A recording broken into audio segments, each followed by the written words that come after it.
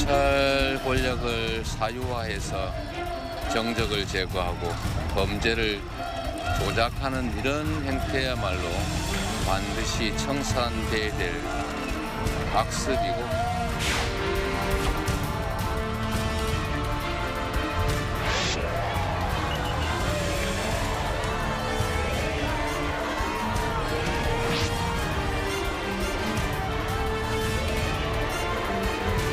김성대는 상대할 사람이 아니었다는 것이고 접근 자체를 허용하지 않았던 사람이라는 것이죠. 대표님 목소리 그렇죠. 네, 아주 구체적으로 설명하셨죠.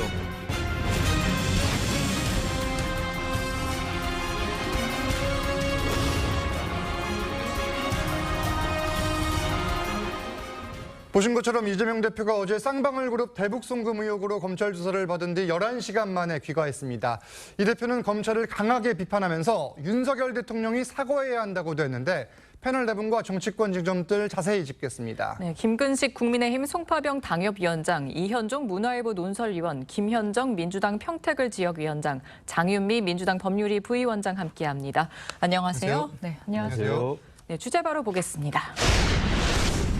네, 어제 이재명 대표 단식 10일차였고 오전에 수원지방검찰청에 나와서 조사를 받다가 일단은 건강 상태를 이유로 들면서 중단이 됐어요. 일단 어제 10시 20분쯤에 이제 수원지방검찰청에 출두를 했고요. 예. 아마 그때부터 조사가 이루어지다가 점심시간에 1시간 정도 이제 휴식을 취한 다음에 오후 조사가 이어졌던 것으로 알려지고 있습니다. 예.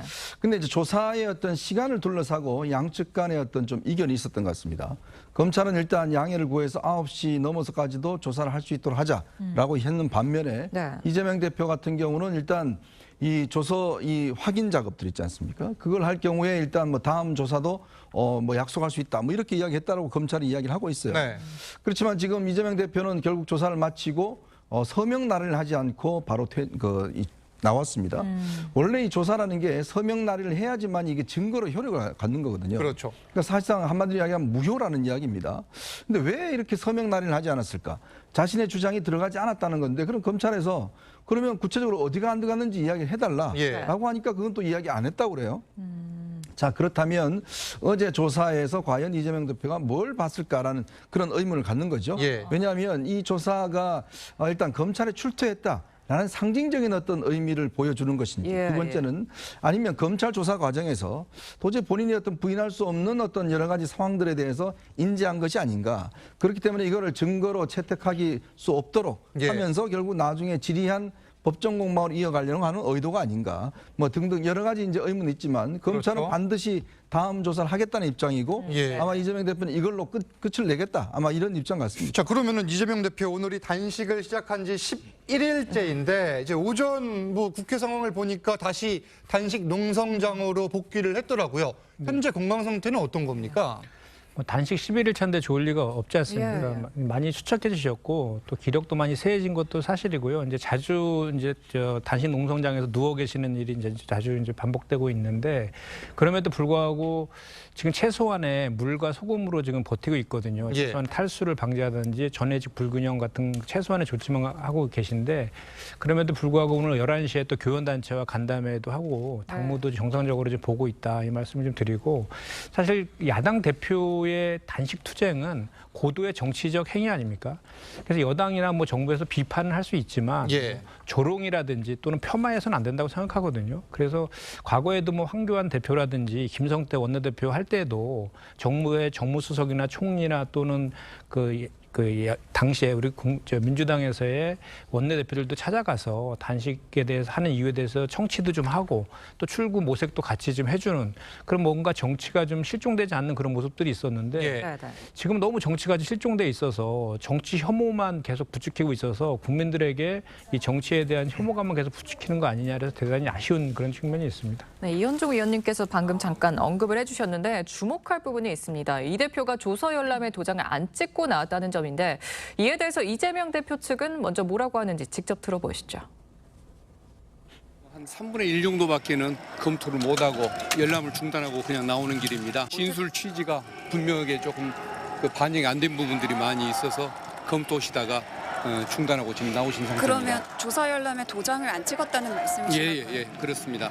오늘 조사 때 말한 이야기들은 결국엔 효력이 사라지는 거라고 봐도 무방한 걸지. 그것 한번 더 검토를 해봐야 할 것 같습니다. 예, 일단은 그 동의할 수가 없어서 일단 거부는 하셨지만 뭐 한번 또 어떻게 여기에 대해서 어떻게 좀 대응할지 한번 제가 변호인 자격으로 한번 더 연구를 해봐야 할 것 같습니다. 자, 이제 보신 것처럼 이재명 대표와 이제 변호인이 이제 조서를 쭉 읽습니다. 읽다가 3분의 1까지만 확인을 한 다음에 이 이후의 과정이 더 이상 무의미하다 이렇게 하고 나왔단 말이죠. 이에 대해서 검찰과 이재명 대표 측 서로 지금 비판을 하고 있는데 어떻게 보세요? 서로 다르게 이야기를 하고 있는데요. 예. 저도 이런 방송이나 정치 활동을 하다 보니까 고소고발을 받아서 조사를 받아본 경험에 따져보면 예. 그 변호사님 계십니다만 조사를 몇 시간 받고 마지막에 조서 열람을 하고 이 도장을 찍거나 사인하는 게 제일 중요한 절차거든요. 그런데 그 과정에서 저 변호사 말대로 그리고 이재명 대표 주장대로 뭐 검찰이 자기 의사를 반영하지 않아서 누락했다고 하면 조서 열람 과정이 그래서 필요한 거예요. 이 누락됐다. 고쳐주세요라고 하면 고쳐줍니다. 수정 보완하는 당연히 거잖아요. 수정해주죠. 이거 제가 말하는 게 이런 내용이 아니었는데 이렇게 썼으니까 이거 이렇게 고쳐주. 심지어는 저 같은 제가 수정도 해요. 그러면 그 조사하시는 조사관이 보고 그 맞습니다. 수정해서 다시 뽑아줍니다. 그 절차가 다 있어요. 그래서 최종적으로 자기 조서에 대한 열람을 하는 것은 자기 진술이 정확히 그 신문 조서에 정확히 수록되는지 확인하는 절차거든요. 예. 근데 왜 빠져나왔을까요? 난 저 부분이 납득이 되지 않고요.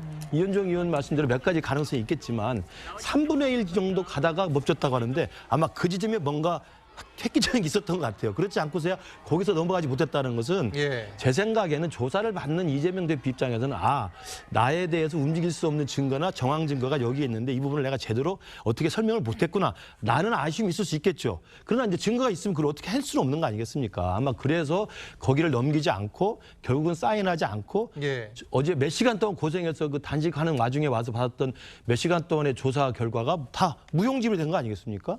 저는 이런 걸 보면서 지금 나와서는 뭐 검찰의 조작이 막 연민을 느낀다 이렇게 말씀을 하지만 예. 제가 볼 때는 굉장히 내심으로 놀랐을 가능성이 있는 것 같다. 저는 개인적으로 이렇게 추측을 해봅니다. 왜냐하면 예. 조사를 받아서 내가 연락을 해서 제가 사인을 해본 입장에서는 그래요. 저런 일이 사실 벌어지지 않거든요. 네. 그렇게 생각합니다. 3분의 1 지점에서 무언가 있었을 것이다 이렇게 추정을 해주셨는데 네.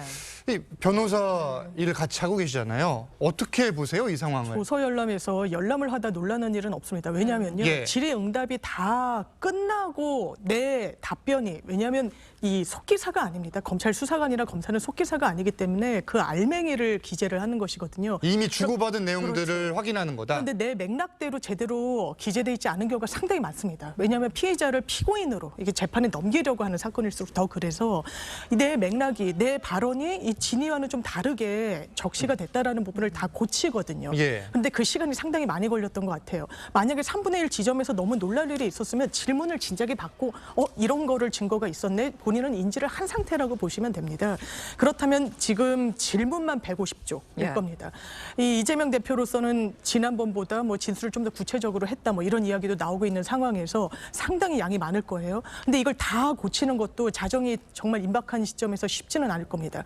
이게 날인을 하는 순간 진정 성립이 인정이 되는 겁니다. 이 말인 즉슨 내가 한 말이 이 시점에 그대로 내 취지대로 담겼다라고 의사 표현을 하는 건데 그렇게 하기에는 검찰의 이 기재된 조서 내용이 굉장히 수정할 내용이 많았다. 이게 좀 객관적으로 물리적으로 시간이 부족했다 이런 설명인데 그러면은 네네. 시청자분들도 궁금해하실 것 같은데 어제 11시간 만에 나왔잖아요. 어제 받은 조사 내용들 네. 실제로 무용지물이 되는 겁니까? 이게 그렇습니다. 최근에 형사소송법이 바뀌었기 때문에요. 예. 날인을 다 하고 간인까지 한 검찰 작성 신문 조서라고 하더라도 변호인이나 피고인이 증거 과정에서 증거 현출 과정에서 재판 과정에서 부인을 하면 증거를 못 씁니다. 예. 그래서 굳이 이 수사 과정에서 날인을 갖고 신경전을 벌일 이유는 사실 없습니다. 그럼 향후에도 뭐 증거로 쓰일 수는 있는 거예요? 추후에 다시 소환을 해가지고 예. 이 부분과 관련해서 내 진행은 이랬다라고 해서 조율을 하고 날인을 마친 다음에 이게 수사 목록에는 편찬이 예. 될 수 있는 여지는 지금 남아 있습니다.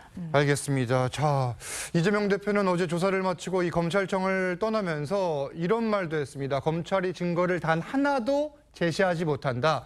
그러면서 조작이란 단어를 꺼냈는데 직접 들어보겠습니다. 예상했던 대로 증거라고는 단 하나도 제시받지 못했습니다. 아무런 근거가 되지 않는 정황들, 아무 관계없는 도정에 관한 이야기 이런 걸로 이 긴 시간을 보냈습니다. 상식적으로 있을 수 없는 이런 내용으로 범죄를 조작해 보겠다는 이 정치 검찰의 연민을 느낍니다. 네, 지금 들어보면 이 대표는 사실 계속 같은 입장 같아요. 뭐 정치 검찰이다, 조작이다 이런 단어를 쓰는 건데 지금 어떻게 좀 흐름이 어떻게 될까요? 그러니까 이게 지금 정치 검찰이라면 조사 단계에서 예를 들어서 그 부분을 본인이 지적하고 수정하고 하면 될 거 아니겠습니까? 예. 그런데 정작 조사에서는 아예 사인도 하지 않고 나와서는 정치 검찰이다, 윤석열 뭐 정권을 비판하는 이런 내용들을 이야기를 합니다. 그러니까 이재명 대표 말에 진정성이 과연 있느냐? 왜냐? 예를 들어서 저도 조사를 받아봤지만 검찰 수사관들이 조사를 하게 되면 그 내가 없는 말을 쓰지 않습니다. 예. 그리고 또 확인하는 과정이요. 예전에 아마 제가 알기로 박근혜 전 대통령 같은 경우도 확인하는 과정만 6시간 정도 걸렸어요. 꽤 긴 시간이 걸렸습니다. 꼼꼼하게 이제 확인합니다. 예. 그래서 이제 거기에 도장을 찍고 나가거든요. 네네. 자, 그런데 이재명 대표 본인도 지금 변호인들이 있고 할 텐데 본인이 이야기하지 않았던 이야기가 거기는 없을 거예요. 그렇다면 어떤 뉘앙스 차이라든지 문맥의 차이라든지 뭐 이런 것들이 있으니까 이제 그거를 이제 교정하는 시간인데 왜 그런데 결국은 서명하지 않았을까라는 걸 비춰보면 여러 가지 해석이 나올 수가 있는 거예요. 그렇다면 본인이 뭐 2번 지금 소환하기가 어렵지 않습니까? 예. 그리고 본인도 어렵게 나왔고 그렇다면 이날 예를 들어 조사를 마무리한다고 그러면 본인도 항상 이야기했잖아요. 검찰 조사에 협조하겠다는 이야기를 수차례 이야기를 했지 않습니까? 그 협조하겠다는 게 이야기가 뭐죠? 검찰에가 조사를 받고 결국은 조사에 피의자 신문 조서에 날인하고 그걸로 예를 들어서 법정과 다투겠다 이런 이야기 아니겠어요? 예. 자, 그런데 지금 문제는 아예 서명도 안 했다 그러면 그럼 이날에 본인이 그동안 한 이야기는 뭔가? 예. 라는 부분에 대한 의문이 있을 거 아닙니까? 네네. 그리고 어떤 부분이 문제가 있다는 걸 정확하게 이야기해 주면 되는 거예요. 왜냐하면 검찰이 이거 안 됩니다. 이거 수정 못 합니다. 이런 일은 없는 거거든요. 그렇다면 본인이 이 부분 내가 뉘앙스가 이거 아니다. 라고 이야기하면 충분히 고쳐줄 텐데도 불구하고 고치지도 않고 서명도 하지 않고 나와서 이거는 검찰의 조작 수사다라고 이야기를 하면 이게 과연 설득력이 있을까요? 제가 볼 땐 이제 또 경험상 말씀드리면 네. 지금 말씀하신 것처럼 나와서는 조작이다. 그리고 그 전체 사항과 아무 상관없는 쓸데없는 것 가지고 질문했다 그러는데 네네. 자기 그 범죄 혐의를 입증할 만한 증거도 없고 아무 근거도 없이 쓸데없는 이야기만 하면 쓸데없는 이야기에 쓸데없는 답변을 해주면 되는 거예요. 그게 무슨 문제가 됩니까? 경기도정에 관해서 길게 이야기했다면 경기도정을 있는 그대로 답변하면 그게 질문조서에 쓰는 거죠. 그러니까 검찰이 증거가 없고 아무것도 조작하고 있다고 하는데 이 진술조서에 대해서 이 열람하다가 중단했다는 것은 앞뒤가 안 맞는 겁니다. 증거가 없는데 왜 그 열람조서에 하다가 맙니까?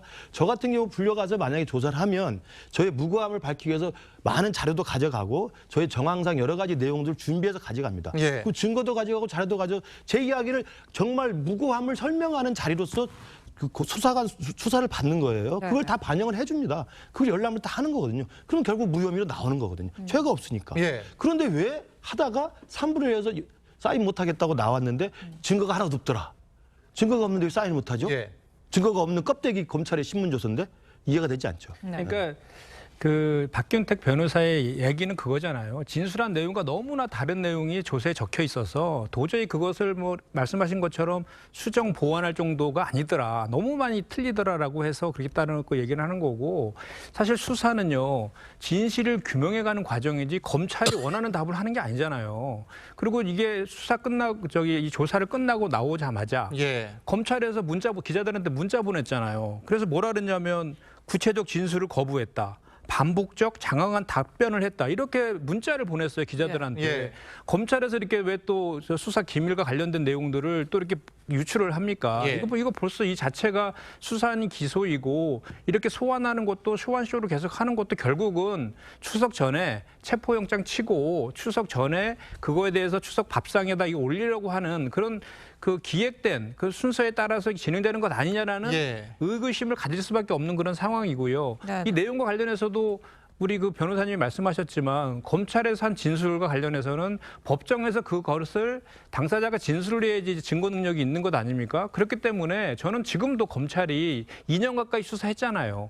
변변한 그 보도자를 통해서 물증이 나온 건 없지 않습니까? 그리고 증거 공판 중심주의입니다. 예. 증거가 차고 넘쳐요. 그러면 법정에서 그런 증거를 통해서 기소를 해서 예. 불구속 기소가 원칙이지 않습니까? 기소를 해서 법정에서 다툼을 될 일인데 왜 자꾸 이렇게 과정 속에서 논란거리를 만들어내는지, 왜 스스로가 수사관이 정치를 하고 있다는 비판에서 자꾸 이렇게 빠져들어가고 있는지를 이해할 수가 없습니다. 이 내용을 좀 여쭐게요. 어제 수원지검에서 이제 이재명 대표가 이제 조사를 마치고 돌아간 뒤에 내놓은 입장문입니다. 네. 이 자신의 진술이 누락되었다고 억지를 부리고 정작 어느 부분이 누락되었는지에 대해서는 대답하지도 않은 채 날인을 하지 않았다. 억지를 부렸다고 이야기. 그러니까 한마디로 시간을 끌면서 조서를 날인하는 것에 대해서 거부를 했다. 이런 식으로 검찰에서는 이야기를 했거든요. 저희가 일반 사건을 예. 할 때 이런 경우는 거의 없고요. 네. 굳이 검찰도 막 진술을 뭐 일부러 빼면서까지 그렇게 노력을 하진 않습니다. 그런데 이런 사건은 좀 다르더라고요. 정치적인 사건, 그리고 정치인이 대상이거나 언론 주목도가 높으면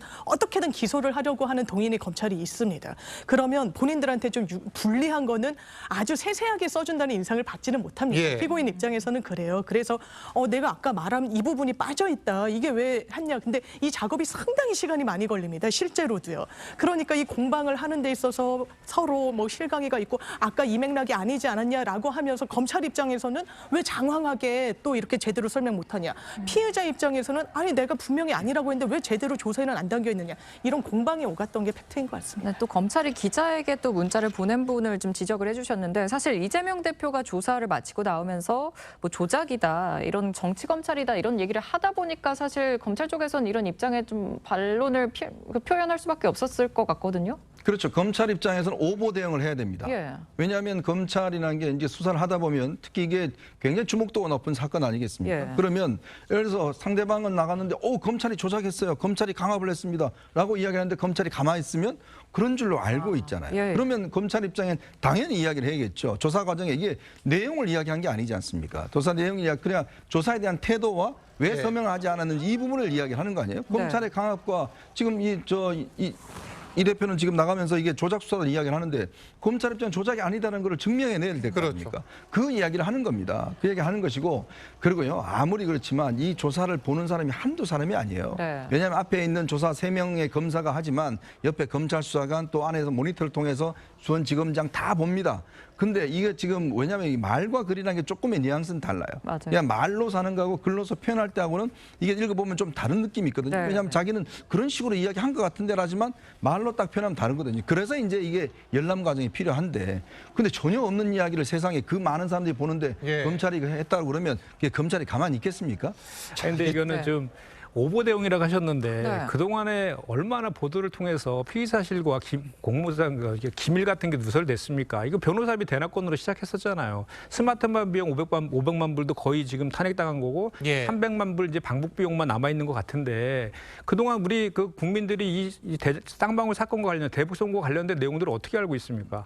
다 검찰발 기사를 통해서 알고 예. 있잖아요. 그렇기 때문에 그거에 대해서 오히려 이재명 대표 측에서 최소한의 그런 그 수사안이 정치를 하고 있는 검찰의 대응에 대해서 최소한의 정당한 방어권을 행사하는 차원에서의 발언이지, 그거에 대해서 오보 대응한다는 건 너무 지나친 이게 또 주장. 정리를 하면은 이제 검찰 청사를 나서면서 이 대표가 본인의 입장을 이야기를 했고, 검찰 입장에서는 자기들 조사한 거와 다른 말을 하니까 그거에 대해 또 대응을 한 거다, 이렇게 정리를 하면 될 것 같아요. 오보 대응이라고 하니까 이제 검찰이 예. 피의사실 공표했다고 그러는데, 피의사실 공표하고 어제 나왔던 저 입장문은 전혀 다른 거죠. 어제 그 국민들이 관심 있게 봤던 야당 대표의 검찰 조사가 이런 식으로 진행됐다는 사실관계를 밝히는 거예요. 왜? 그 피의자였던 이재명 대표가 나가서 딴소리를 하니까 검찰이 볼 때 얼마나 답답하겠어요. 자기들이 볼 때는 완전히 거짓말을 하는 셈인데, 그렇기 때문에 입장을 밝히는 거고, 그 내용은 사실상 이제 12일 날 다시 소환한다는 조건으로 예. 9시 전에 끝냈다는 거 아닙니까? 검찰의 입장문에 따르면. 근데 나와서는 이재명 대표 측은 뭐라고 했습니까? 12일 날 나가기로 합의한 적 없다고 이야기한 거예요. 그러니까 그런 팩트 관계를 검찰은 검찰 입장에 설명을 하는 예. 거예요. 그래서 이재명 대표가 사실은 진술하다가 진술 부분에 대해서 본인이 불리한 게 있으니까 3분의 1 열람하다 중단했고 이거 태도도 굉장히 비협조적이었다. 예. 시간을 굉장히 질질 끌었다. 그리고 12일 날 다시 나오기로 한다는 전제하에 일찍 끝내기로 했는데 또 다른 이야기를 한다. 예. 이런 식의 억울한 표현을 하는 겁니다. 그게 무슨 피해사지고 부패가 되겠습니까? 일단 뭐, 저는 예. 이재명 대표가 나와서 앞과 뒤가 다른 모습을 보이기 때문에 저는 검찰 입장을 낸 거라고 이 봐요. 대표는 이 대표대로 입장을 이야기한 거고 예. 검찰도 이에 대해서 반박을 한 상황인데 이 내용도 좀 보겠습니다. 이 사건의 핵심 인물이죠. 이화영 전 부지사가 지난 7일 자필 진술서를 통해서 이재명 대표가 관련된 것처럼 허위 진술을 했다. 또 이렇게 입장을 바꿨는데 이 부분은 어떻게 영향을 미칠까요? 사실 이화영 씨는 본인 재판에 집중할 수밖에 없을 겁니다. 네. 크게 혐의를 두 개를 받고 있는데 하나는 법인카드를 경기도 공무원이 된 이후에도 쌍방울이라는 사기업의 법인카드를 유용했다는 점, 또 하나는 외국환 거래법 위반으로 북한에 돈이 건너가는데 같이 공모했다라는 겁니다. 여기에 일각에서는 이재명 대표가 책임이 있다라고 해야 이화영 전 부지사의 책임이 저감되는 거 아니냐고 하는데 이 범죄 자체는 꼭 그렇지는 않고요. 그렇다면 보고를 했다라고 했을 때 이재명 대표의 지금 이 대북송금과 관련한 제3자 뇌물이 좀 더 탄탄해질 것이냐, 이게 좀 더 방점이 찍혀야 될 텐데 꼭 그렇지는 않습니다. 왜냐하면요, 제3자 뇌물은 부정한 청탁이라는 요건이 있어야 됩니다. 예. 쌍방울이 500만, 300만 돈을 간 거는 팩트인 것 같습니다. 그렇다면 북한이라는 완전 제3의 곳에 돈을 주려면 뭔가 부정한 청탁을 이재명 당시 경기도지사와 주고받았던 관계가 있어야 돼요. 그런데 언론의 내용을 봤더라도 그 부분이 좀 공백입니다. 그래서 쌍방울이 무슨 이익을 얻었는데 경기도에서 그렇다면 뭐 발주하는 사업에 혜택을 받았나? 꼭 그렇지는 않은 거예요. 예. 그렇다면 이 부분, 물론 묵시적 청탁이라는 것도 있어야 됩니다만 과거에 공정거래위원장이 실형을 이 제3자 뇌물로 받았을 때도 본인이 다니는 절인가에 되게 했는데 그때 기업의 이슈가 있었습니다. 이 공정거래와 관련한. 그런데 그런 부분이 전혀 없이 돈만 갔는데 그 수혜를 이재명이 입었다라는 이 지금 단선적인 구조만으로는 제3자 예. 뇌물이 성립할 수 없기 때문에 이 부분이 굉장히 관건이 되죠. 성립할 수 없다 이런 입장인데 어떻게 보세요? 그러니까 이게 지금 이재명 대표가 왜 이렇게 쌍방울과 어떤 관계를 맺습니까? 뭐 이런 거 이제 이화영 부지사를 통해서. 왜냐하면 이화영 부지사라는 분은 보통 우리가 일반적인 그 시도지사에서 있던 경제부지사가 아니라 네. 평화부지사라는 이름을 달고 있어요. 그렇죠. 아주 특이한 이름입니다. 왜 평화부지사라는 이름을 달고 있었을까? 당시 이재명 경기도지사 같은 경우는 본인이 이제 이 대선 후보가 되기 위해서는 뭔가 남북 관계에 어떤 기여를 해야 된다. 그게 사실은 이제 진보 진영 내에서는 남북 관계 이니시티브를 잡는 사람이 결국 향후에 대선 후보가 된다는 거 아니겠습니까? 예. 그런데 문재인 전 대통령이 보니까 당시에 남북 관계를 하면서 박원순, 최문순 이런 분들만 데리고 간단 말이에요. 그러니까 자기는 완전 소외시켜 놨다는 거죠. 평양에 갔을 때 말씀하시는 그렇죠. 거죠? 남북 정상회담을 할 때. 예. 그러니 본인이 이 진영 내에서 대선 후보가 되기 위해서는 내가 뭔가 이걸 좀 성과를 내고 풀어야 되겠다라는 네. 강한 욕망이 생기는 거죠. 이제 그 단계에서 남북 관계를 해내는데 문제는 당시에 스마트폰 사업이 쭉 이어져 왔습니다만은 근데 경기도 의회가 이게 대북 제재 문제가 걸려있기 때문에 이게 네. 돈 안 된다 이거. 그래서 결국은 이게 지출을 못 했거든요. 네네. 자, 그러니까 이제 이미 약속을 했던 이 북한 입장에서는 뭐냐 지금 돈이 왜 안 들어오냐라고 하니까 이제 김성태 회장으로부터 야 이거 좀 이게 해주라. 나중에 되면 쌍방 우리가 이재명 대표가 대통령 되면 이거 뭐 다 풀린다 등등 해서 결국 이제 대납을 해줬고 그리고 이재명 대표의 방북을 추진했잖아요. 예. 당시 김영철 하여금 이 공문을 보냈지 않습니까? 자, 그런 단계에서 300만 불이라는 돈이 들어갔고 근데 이제 문제는 그게 딱 코로나에 걸리면서 결국 방북이 다 무산이 됐거든요.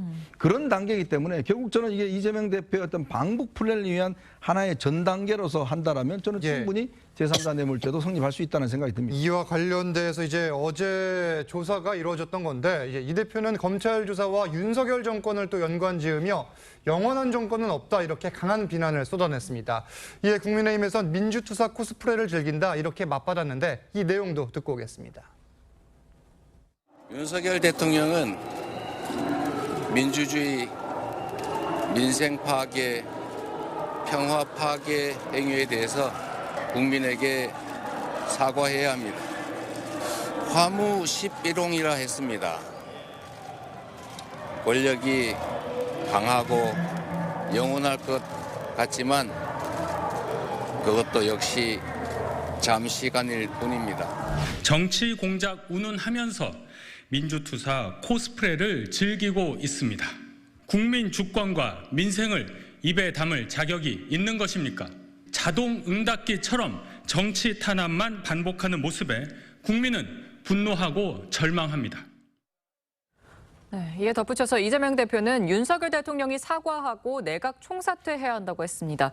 요즘 분위기를 보면요. 민주당 측에서 좀 총사퇴 이 얘기가 되게 단어가 많이 나와요. 이미 이거 민주당에서는 장관 해임 또 탄핵도 한다고 하니까 그러니까요. 총사퇴 요구를 왜 하는지 모르겠습니다만 이미 이재명 대표가 단식을 시작하면서 내걸었던 3가지 조건 중에 3번째가 국정쇄신 내각 사퇴였지 않습니까? 네. 개각이었죠. 그러니까 그런 맥락에서 하는 말씀인 것 같은데 지금 자기 본인의 범죄 혐의에 대해서 그것도 지금 야당 대표 시절도 아니고 대선 후보 시절도 아니고 오래전에 성남시장과 경기도지사 시절에 있었던 범죄 혐의에 대해서 검찰에 수사를 받고 나와서 또는 수사를 받으러 가시면서 네. 내각 총사퇴를 이야기하는 건 모르겠습니다. 이재명 대표를 지지하신 분들은 예. 이렇게 동의할 수 있을지 모르겠습니다만 대부분의 국민들은 의아하죠. 저 이야기가 저 맥락에서 왜 나오지? 저는 의아할 수밖에 없다고 생각하고 제가 보건대는 일관되게 야당 탄압 정적 제거라고 하는 정치검찰의 기획수사라는 이 일관된 프레임으로 가려다 보니까 계속 정치적 발언들 쏟아내는 거죠.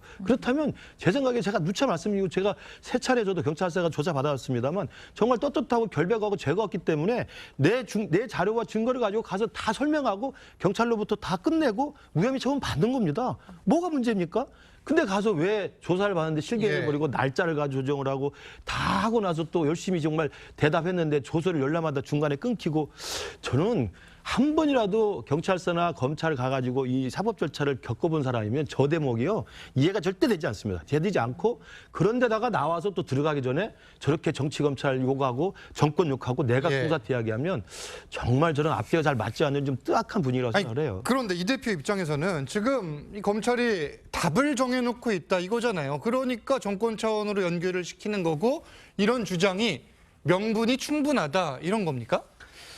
그렇죠. 지금 우리 더불어민주당과 이재명 대표 입장에서는 이 윤석열 검찰의 정적 제거용 표적 수사에 대응하고 있는 과정이라고 보시면 돼요. 정적 제거용이다. 0.73%로 대선 패배자라고 본인도 표현하고 있을 정도로 역대 처음으로 대선 0.73% 진 후보를 선거법으로 기소한 사례도 지금 처음이고 또 이 대북 송과 관련된 것도 사실 한번 보십시오 과정을 처음에 이게 쌍방울 쌍방울 기업 비리와 관련된 수사를 하다가 갑자기 이제 이재명 대표의 연루성이 나오면서 변호사비 대납권으로 시작을 했다가 위안부에 되고 다시 대북 송금권으로 바뀌었잖아요. 대북 송금권과 관련돼서 제3자 뇌물로 이제 규율하려고 하는 것인데 제3자 뇌물은 아까 우리 변호사님 잘 설명을 해줬지만 부정한 청탁이라든지 대가적 행위 등이 있어야 되는데 그와 관련해서 부정한 청탁을 해서 그 대가적인 행위로 당시 경기도지사가 할 수 있는 인허가권이라든지 이런 것들도 없고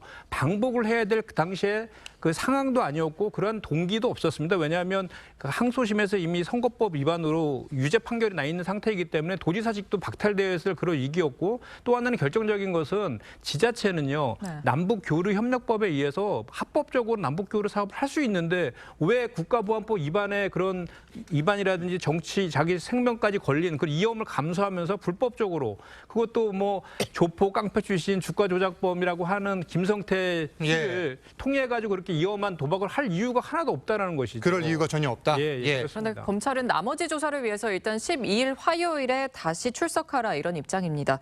지금 단식 투쟁이 계속 이어질 거잖아요. 근데 건강 상태 좀 고려해 보면 12일에 이 대표가 좀 출석할 수 있을까요? 그러니까 이게 지금 이재명 대표의 단식 시점이 과연 이제 본인이 요구했던 그런 것들을 위한 것이었는지 아니면 본인의 어떤 사법 처리와 관련된 문제를 좀 이게 방어하기 위해서 했던 건지 그 몇 가지 이제 그 정황이 사실 지난 금요일 날 선거법 재판이 있었습니다. 근데 이재명 대표가 단식을 하니까 연기가 됐어요. 그러니까 2주에 한 번씩 열리거든요.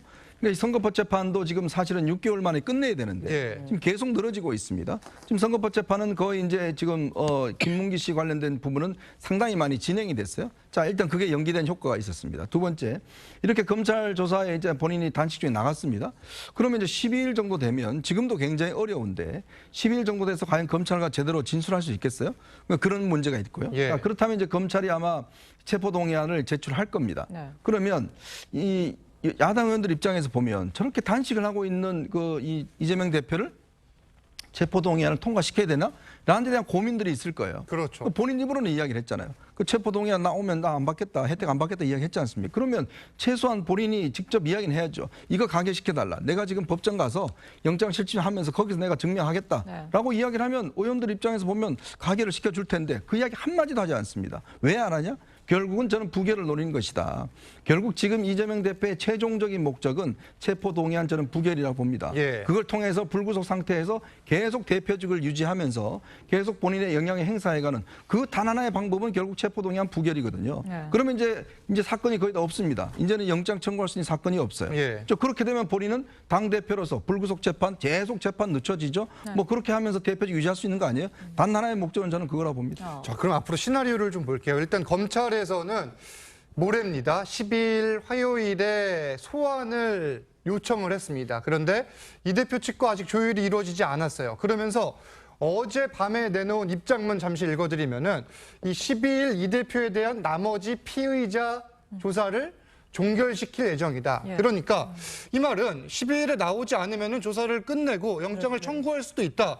이렇게 해석할 수 있거든요. 그렇게 들릴 수밖에 없는 상황. 어떻게 보세요? 앞으로 상황. 그런데 검찰도 이 영장 청구가 일반 사건과 판이하게 다르다는 건 알 겁니다. 만약에 영장이 법원에서 기각이 되면 그 후폭풍은 만만치 않을 거거든요. 예. 이재명 대표뿐만 아니라 검찰도 사실상 사활을 걸고 하는 겁니다. 그렇다면 백현동 사건.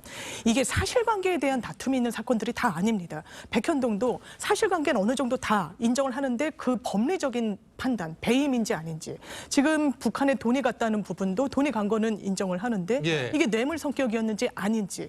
그렇다면 법원 입장에선 그렇습니다. 도주 우려 상당히 낮죠. 이 야당의 대표니까요. 증거인멸, 압수수색이 대대적으로 있었습니다. 그러면 법리적으로 다툼이 남아있을 때 이게 피의자의 방어권 행사라는 점을 분명히 좀 초점에 맞춰놓거든요. 그럼 영장이 쉽사리 발부된다고 검찰로서도 안심하기는 어려운 상황인 근데 겁니다. 지금 말씀은 예. 기각될 게 걱정이 돼서 검찰의 조율할 수 영장 있다고 청구 저는 가능성이 봅니다. 낮다 이렇게 말씀을 아니요, 저는 하시는 영장은 건가요? 청구할 거라고 예. 보는데요. 시기는 조율할 수 있을 거라고 생각합니다. 그러면서 지금 어떻게 보면 검찰 예. 입장에서는 날인되지 않는 조서를 증거로 편철조차 할 수 없는데 그거를 하나의 지렛대로 시간을 조금 끌 가능성은 열려 있다. 아하, 이 말씀을 시간을 드리고 좀 싶은 겁니다. 두면서 네. 영장을 청구를 하더라도 할 것이다 이렇게 보시는데 어떻게 예상하세요? 관건은 12일 이제 예. 이재명 대표가 다시 소환에 응할 것인가 라는 게 있다고 생각해요. 근데 분명히 본인도 12일 날 다시 하는 조건으로 해서 어제 9시 전에 끝냈기 때문에 가는 게 맞다고 보고요. 그리고 이제 본인이 당당하고 계속 억울하고 죄가 없다고 주장을 해왔기 때문에 검찰 조사는 성실하게 받으면 됩니다. 받고 그러면 이제 검찰은 아까 우리 장 변호사님 말씀대로 이걸 가지고 영장을 칠 만한 것인지 아닌지를 고민해야 될 것이고 예. 이게 보통 사건이 아니지 않습니까? 그렇죠. 만약에 검찰이 영장을 쳤는데 영장 실질심사에서 기각이 됐다. 그러면 검찰의 명운이 달린 문제잖아요. 그렇기 네. 때문에 신중에 신중을 거듭하고 증거에 증거, 자료에 자료를 계속 확보할 겁니다. 그런 과정은 저는 거의 이제 마무리 단계라고 보이기 때문에 내일 모레 12일에 이재명 대표가 다시 소환에 응해서 이 검찰의 소환 조사 절차가 마무리가 일단 형식적으로 되어야만 예. 그다음에 검찰의 이제 증거와 내용과 차고 넘치는 증거가 있을지 아니면 뭐 진술이 있을지 아니면 확실하게 뭐가 있는지 정확히 정리한 다음에 구속영장을 칠 것으로 보이기 때문에 12일 날에 이 대표의 마지막 소환이 마무리되고 나서 저는 체포동의안이 결국은 국회로 날아가지 않을까. 그러나 이제 거기는 한 번 또 문턱에 남아 있는 거죠. 이현종 의원이 말씀하신 것처럼 그렇죠. 민주당 의원들이 똘똘 뭉쳐서 또 부결을 하면 영장 실질질 자체가 없어지는 겁니다. 그럼 불구속으로 내년 총선까지는 이재명 대표 체제로 가는 거예요. 저는 그것을 결과적으로 이재명 대표가 계산하고 있는 게 아닌가라는 의심을 할 수밖에 없는 거죠. 지금 말씀하신 것처럼 이번 주 검찰이 이 대표에 대한 구속영장을 청구할 경우 체포동의안은 오는 20일로 예정된 이 본회의에 보고가 되고요. 다음 이 본회의 날인 25일 표결에 붙여질 가능성이 현재로선 높습니다. 민주당 지도부는 이거 어떻게 좀 보고 있을까요?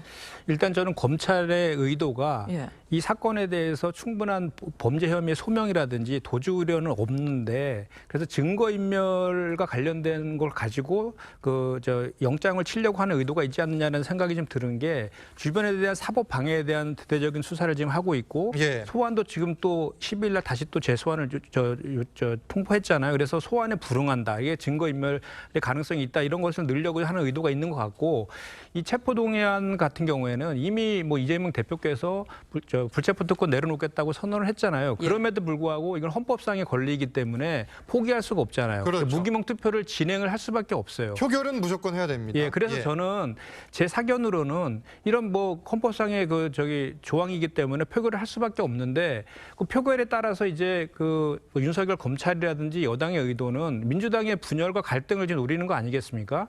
근데 그런 거에 대해서 어차피 헌법상의 그 절차가 있기 때문에 표결을 하되 그 표결의 결과가 어떻게 나올지 모르잖아요. 그 결과에 따라서 빨리 조속히 당을 통합적으로 수습해 나가는 게 우리 민주당 당 지도부가 할 역할이 아닐까 이렇게 생각합니다. 알겠습니다. 오는 12일에 실제 소환이 이뤄질지 여부도 계속해서 지켜봐야겠습니다. 다음 주제 보겠습니다. 다음 달 11일엔 이 서울 강서구청장 보궐선거가 치러집니다. 오늘이 국민의힘 강서구청장 후보자 등록 마감일인데 일단 오전에 김태우 전 구청장 그리고 김용성 전 서울시의원이 후보 등록을 마쳤습니다. 김진선 당협위원장의 경우에는 아직 결정을 하지 못한 걸로 알려져 있는데 이게 사실 이분께서 등록을 하느냐 안 하느냐 관심이 쏠리는 상황이죠. 그렇죠. 김진선 당협위원장이 사실 지난번 이 지방선거 때 양보를 했습니다. 맞습니다. 김태우 전 구청장한테. 그런데 이제 이번 같은 경우는 본인은 이번에는 안 된다라고 해서 경선을 해야겠다라고 이제 그동안 입장을 밝혔는데 아마 여러 가지 고민이 있을 거예요. 왜냐하면 김태우 전 구청장이 이제 현역 구청장을 했고 그리고 또 사면까지 받았지 않습니까? 그러니까 보니까 당 지도부의 어떤 보다도 또 이제 대통령실의 지지를 받고 있는 게 아니냐. 그러면 여기에 해서 승산이 있겠느냐 아마 이 등등의 고민. 그리고 일단 이렇게 경선에 들어가 버리면 무소속 출마하기 어렵습니다. 이제 그렇기 때문에 아마 어떤 것이 본인한테 정책 유리할지를 고민하고 있는 것 같아요. 왜냐하면 이제 당내에서 뭔가 대의원들 이제 그 당원들 이제 투표를 할 텐데, 그러니까 전직 구청장이 그래도 좀 유리한 측면이 있는 상황이지만 또 본인도 예전에 당협위원장을 했기 때문에 뭐 그런 고민 등등에 따라서 오늘 안으로 아마 결정을 할 것 같은데 아마 이제 이루어진다라면 이게 이제 무사하게 되겠지만 만약에 그냥 단독으로 간다 그러면 또 이것 또한 좀 논란이 있지 않을까라는 또 생각도 듭니다. 윤 대통령의 뜻이 좀 공천에 담긴 거 아니냐, 뭐 용산에서 좀 내려온 뜻 아니냐 이런 분석이 계속 나오거든요. 어떻게 보세요? 그렇기 때문에 지금 우리 당에서는 경선으로 입장을 정했습니다. 만약에 대통령의 뜻이 개입이 된 것이다라고 하니까 그럼 전략 공천하는 게 아니냐 이런 식의 또 의심을 살 수 있거든요. 그렇기 때문에 경선이라고 하는 가장 합리적인 절차를 이미 이 선관위에서 공관위에서 정리를 했고요.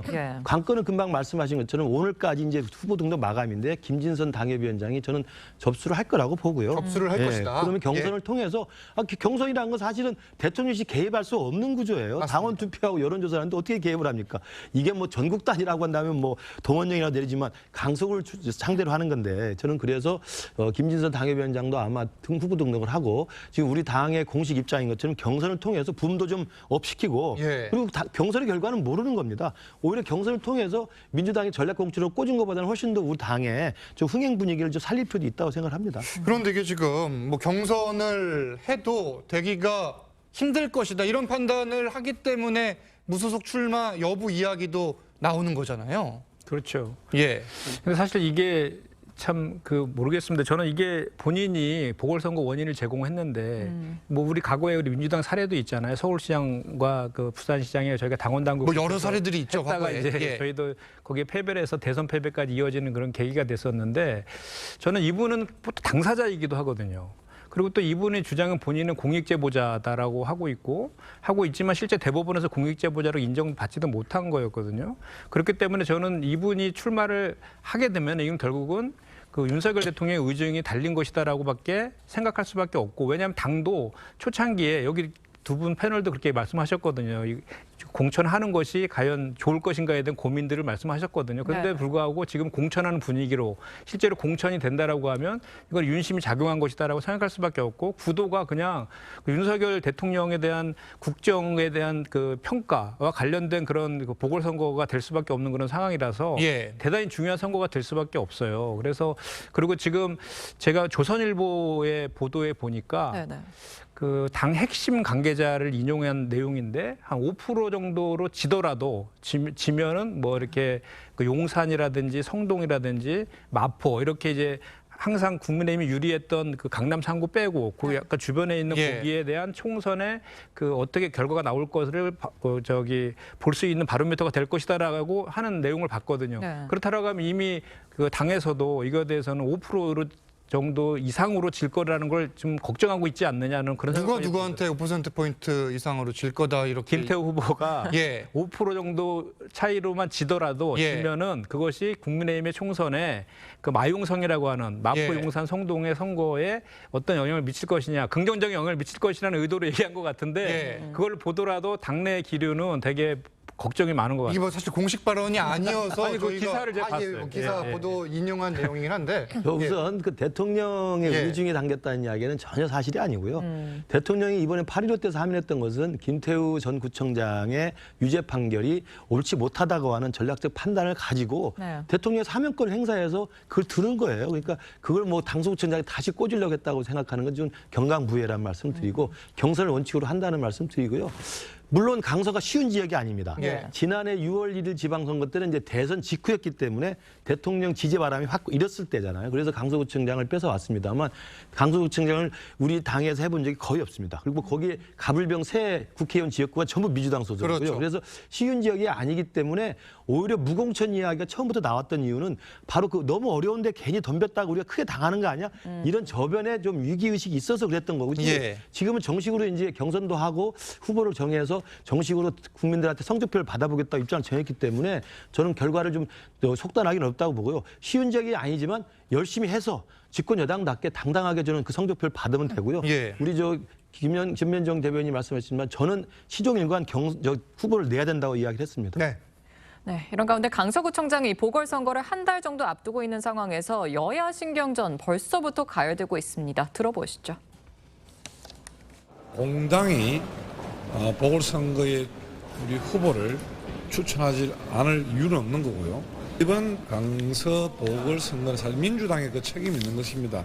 김태우의 공천을 강행한다면 민심을 완전히 무시하는 윤심 발악이 여당에 대한 국민의 냉혹한 심판을 각오해야 할 것입니다. 근데 이제 앞서 민주당은 경선 없이 진교훈 전 경찰청 차장을 전략 공천을 했고 이 진 전 차장의 경우에는 이 문재인 정부 당시 마지막 경찰청 차장입니다. 자, 이렇게 된 경우에 만약에 김태우 전 구청장이 공천을 받게 되면은 경찰 대 검찰 구도로 흐르게 될 수도 있는 겁니까? 뭐 하여튼 여러 가지 이제 의미적으로 보면 예. 또 그런 구도로 갈 수도 있겠죠. 갈 수도 근데 물론 있다. 이제 뭐 김태우 전 구청장이 이제 검찰 수사관 출신이기 때문에 검사 출신은 검사 출신이 아닙니다. 아니거든요. 그래서 이제 뭐 검찰과 경찰의 대결을 하기에는 좀 무리가 있습니다만은 그렇죠. 어쨌건 이 김태우 구청장 같은 경우는 사면을 받아서 이제 출마하는 이런 단계가 된다 그러면 이거는 이제 승패가 사실상 이제 여당 지도부뿐만 아니라 사실은 대통령실도 부담을 가질 수밖에 없습니다. 그다음에 이제 지금 진교훈 전 차장 같은 경우는 이제 전략 공천을 했거든요. 네. 후보가 굉장히 많았는데 전략 공천을 또 이분 같은 경우는 사실은 지금 제가 알기로는 아마 저쪽 전북 쪽에 익산 쪽에 출신인 걸 알고 있고 거기 출마를 준비를 했던 걸로 알고 있습니다. 그러다가 이제 갑자기 강서구에 오신 걸로 알고 있어요.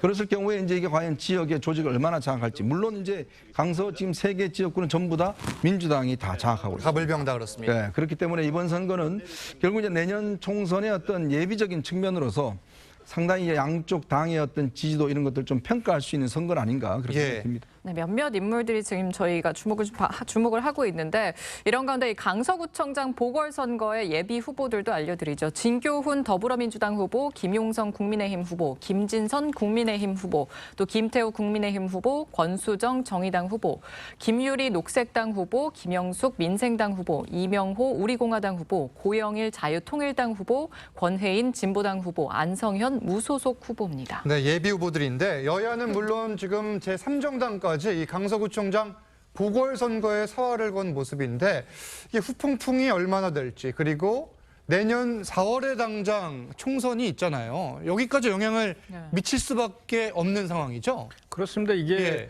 실제로 뭐 226개인가요? 전국의 지자체가 그중에 하나이지만 이게 지금 그 총선을 앞두고 유일하게 남은 이제 보궐선거이거든요. 그리고 아까도 제가 말씀드렸지만 김태우 전 구청장이 공천이 된다라고 하면 저 대법원 판결이 난 지 3개월도 채 안 된 사면을 냈던 윤석열 대통령과 연관된 선고가 될 수밖에 없기 때문에 여야 간에 정말로 저 최대치의 그런 그 집중을 해서 선고가 치러질 가능성이 높고 조금 전에 그 진교훈 전 차장, 경찰청 차장을 전략 공천한 것은 진교훈 차장이 여기 연고가 없는 것이 아니라 19년째 지금 거주하고 있고 그 바로 옆에 양천 경찰서장도 한 이력들이 있다라고 합니다. 그리고 이제 이번에는 이제 어쨌든 도덕성과 관련된 그런 것들도 경찰청 차장까지 해서 그동안 공직을 쭉 33년 동안 하면서 검증이 되었기 때문에 그런 점에서 되게 높은 점수를 받았다라는 거고요. 그리고 13명에 달하는 예비 후보들이 이제 신청을 했는데도 불구하고 보통은 그렇게 전략 공천을 하게 되면 후폭풍이 좀 있는데도 불구하고 지금 다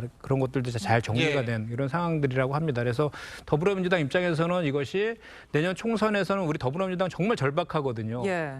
내년 총선에서 이겨야만이 지금 폭주하는 퇴행하는 민주주의를 견제할 수 있는 제일 야당으로서 역할을 할 수 있기 때문에 이 강서구청장 보궐선거는 민주당은 명운이 달린 그런 선거가 될 수밖에 없습니다. 민주당뿐만이 아니라 국민의힘에도 중요하고 김진선 당협위원장 이제 오늘 오후까지가 후보 등록 마감 시한인데 실제 후보 등록을 할지도 지켜봐야겠습니다. 다음 주제 보겠습니다.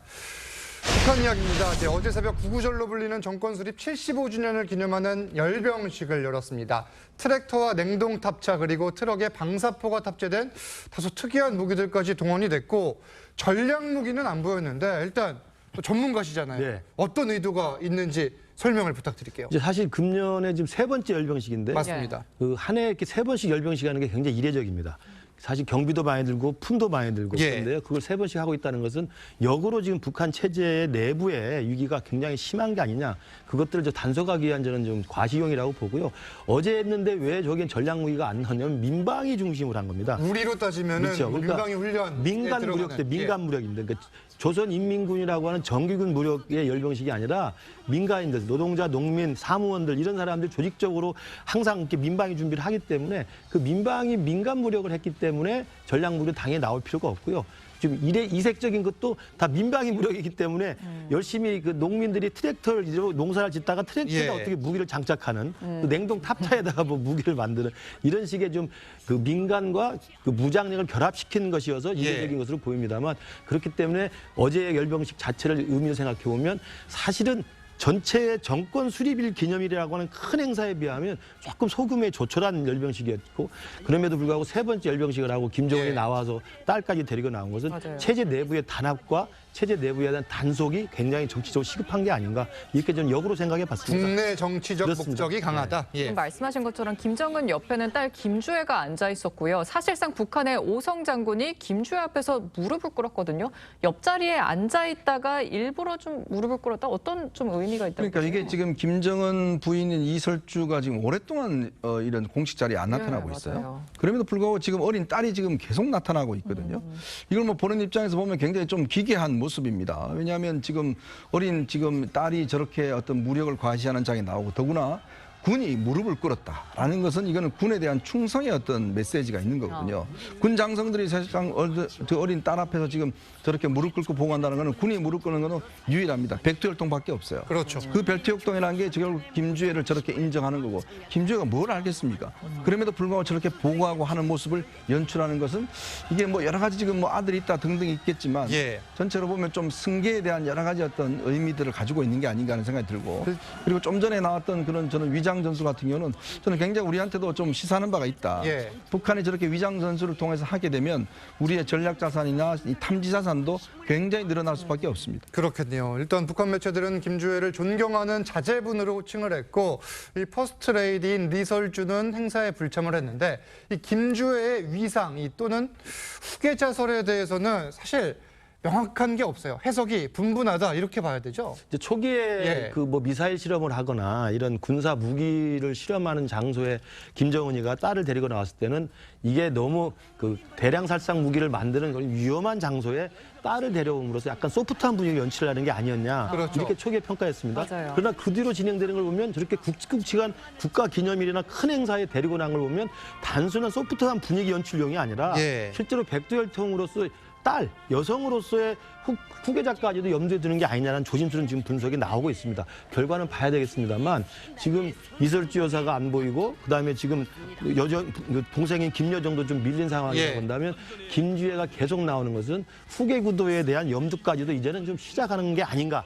물론 확인할 수는 없습니다만 그렇죠. 거기까지 우리가 보면서 북한 내부 사정을 정확히 분석을 해야 될 것 같습니다. 후계자설도 일단은 선택지 중에 하나로 놓고 봐야 된다 이런 말씀이고 이번 주에 사실 이제 푸틴 러시아 대통령과 김정은 위원장의 북러 정상회담이 이루어질지 이것도 계속해서 관전해야 될 포인트입니다. 지금까지 정치권 쟁점들 짚어봤습니다.